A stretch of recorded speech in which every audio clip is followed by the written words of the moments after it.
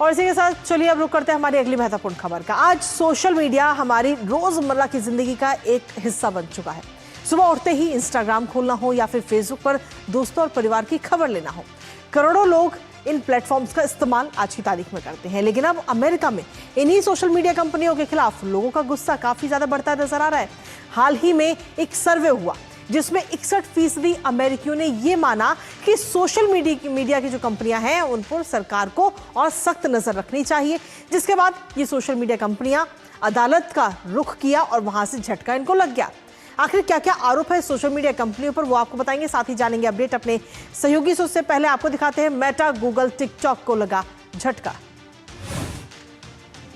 तो Meta, Google और TikTok को ये बड़ा झटका लगा है, जहां अमेरिकी अदालत की तरफ से ये बड़ा फैसला दिया गया है और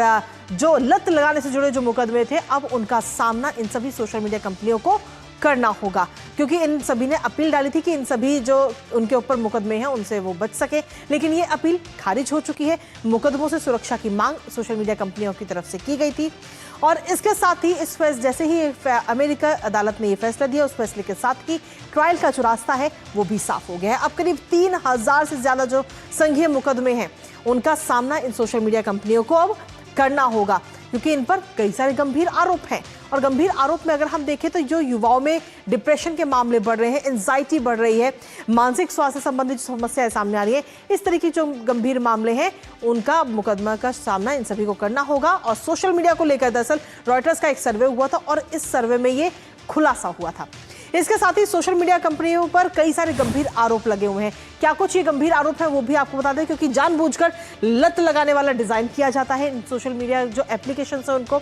इसके साथ ही इन्फिनिट स्क्रॉल, जिससे यूजर अब टिका रहा है, क्योंकि हम भी, आप और हम सभी देखते हैं कि लगातार हम स्क्रॉल करते रहते हैं तो वो कभी खत्म नहीं होता। इसके साथ ही जैसे ही हम फोन बंद करते हैं एक नोटिफिकेशन आता है किसी भी एप्लीकेशन से, जिसकी वजह से हम दोबारा वापस उस ऐप पर शिफ्ट हो जाते हैं, तो ये भी एक बड़ा आरोप लगाया गया। इसके साथ ही जो युवा इस्तेमाल कर रहे हैं सोशल मीडिया का, मानसिक स्वास्थ्य संकट को बढ़ावा मिल रहा है इन एप्लीकेशंस की वजह से। किशोरों में डिप्रेशन और टेंशन, ये दोनों ही मामले काफ़ी ज़्यादा बढ़ रहे हैं। बच्चों को काफ़ी नुकसान इन एप्लीकेशंस के जो फीचर्स हैं, सोशल मीडिया के फीचर्स, वो पहुंचा रहे हैं। और इसके साथ ही सबसे बड़ा नुकसान है अवैध रूप से व्यक्तिगत डाटा इकट्ठा करना। ये एक गंभीर और बड़ा आरोप सोशल मीडिया कंपनियों पर लगा हुआ है और अब एक बड़ा झटका भी इन सभी सोशल मीडिया कंपनियों को लग चुका है। हमारे साथ हमारे सहयोगी अखिलेश इस वक्त जुड़ गए हैं, सीधा उनका रुख करेंगे ताजा अपडेट के लिए। अखिलेश, हालांकि अगर हम देखें तो कई सारे ऐसे देश हैं जहां पर 14 साल या 16 साल से कम उम्र के बच्चों के लिए सोशल मीडिया बैन है और अब कहीं ना कहीं वैसी ही तस्वीर अमेरिका में भी आती हुई नजर आ सकती है और एक बड़े झटके के तौर पर भी इस समय देखा जा रहा है, क्योंकि सोशल मीडिया कंपनियां जब मुकदमे से सुरक्षा के लिए अपील उन्होंने की, याचिका दायर की, तो उसमें उन्हें झटका लगा है। अखिलेश, देखिए, निश्चित तौर पे अमेरिका में एक 1996 में कानून बना था, कम्युनिकेशन डिसेंसी एक्ट, उसकी एक धारा है 230। उसके तहत प्रावधान ये है कि अगर कोई कंपनी जो सोशल मीडिया जो प्लेटफॉर्म है, उस सोशल मीडिया प्लेटफॉर्म पे कोई अपना पोस्ट डालता है तो उस पोस्ट के बारे में उस कंपनी को जिम्मेदार नहीं ठहराया जा सकता। यह उन्होंने प्ली लिया है, जिसके आधार पर उन्होंने कहा है कि उन पे कोई आरोप नहीं बनता। लेकिन अदालत ने कहा है कि देखिए, आपने इस तरह से डिजाइन किया है अपने पूरे फेसबुक को, मेटा से जितने प्रोडक्ट हैं, इंस्टाग्राम को, ये सारे को, कि उस डिजाइन से वो एडिक्टिव बन रहे हैं, वो प्लेटफॉर्म, इंस्टाग्राम एडिक्टिव बन रहे हैं, फेसबुक एडिक्टिव बन रहे हैं। वो सारे जो एडिक्शन है, वो एडिक्शन के कारण क्या होता है कि आदमी बार बार थोड़ी देर के लिए कहीं जाता है किसी दूसरे काम में, फिर लौट के बाहर वहीं पे आता है। और ये सिर्फ बच्चों की समस्या नहीं है कृतिका, ये वयस्क लोग हैं, उनके सामने भी ये समस्या है। ये जो टिप ऑफ आइसबर्ग जिसे कहते हैं,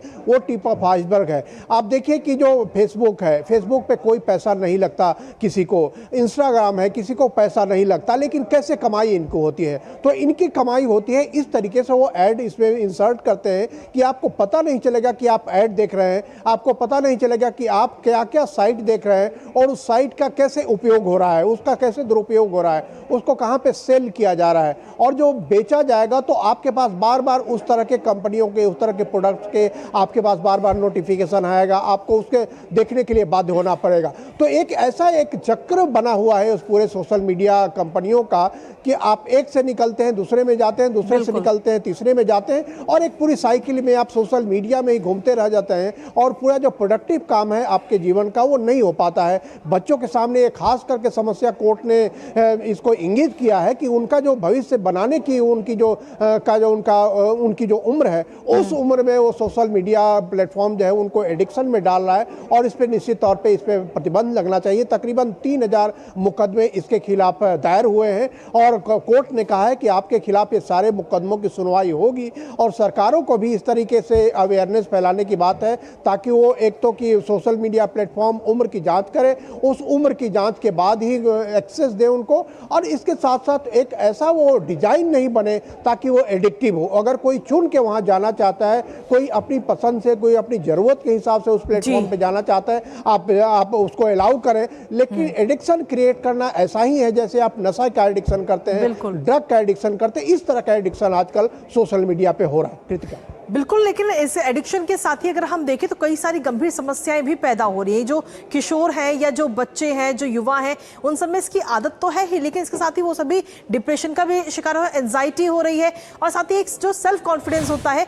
वो भी खोते हुए कहीं ना कहीं नजर आ रहे हैं, क्योंकि लाइक्स के चक्कर में वो कॉन्फिडेंस डाउन हो रहा है युवाओं का। जी, निश्चित तौर पे आप अगर वर्चुअल तरीके से इंटरेक्ट करते हैं या जिससे भी इंटरेक्ट कर रहे हैं, वो एक वर्चुअल स्पेस में आपके साथ इंटरेक्ट करता है, जो कि रियलिटी में आप नहीं जानते हैं कि आप जिससे बात कर रहे हैं, आप जिसके साथ इंटरेक्शन हो रहा है वो कौन है। वो तरह तरह के फैंटेसी आपको दिखाएगा, तरह तरह की चीज़ें ऐसी बताएगा जिसका कि वास्तविक जीवन से रोज बरोज की ज़िंदगी से कोई ताल्लुक नहीं है। तो निश्चित तौर पर एक क्यूरेटेड जो है आपको कंटेंट मिलता है, वो क्यूरेटेड कंटेंट जो डाल रहा है उसके हिसाब से है कि वो कितना आपको चाहता है कि कितना आप जाने, उसी पे रिएक्ट करें और उसी में फंसे रहें। तो निश्चित तौर पे जब आप उसमें आगे नहीं बढ़ते हैं, आपके कैरियर का कोई उसमें समाधान नहीं होता है, तो निश्चित तौर पे आपके अंदर एक डिप्रेशन पैदा होता है कि एक फैंटेसी की दुनिया में जीने लगते हैं। जो उम्र आगे बढ़ के पढ़ने की है, जो उम्र जो शारीरिक तौर पर प्रशिक्षित होने की है, वो उम्र अगर आपका वर्चुअल वर्ल्ड में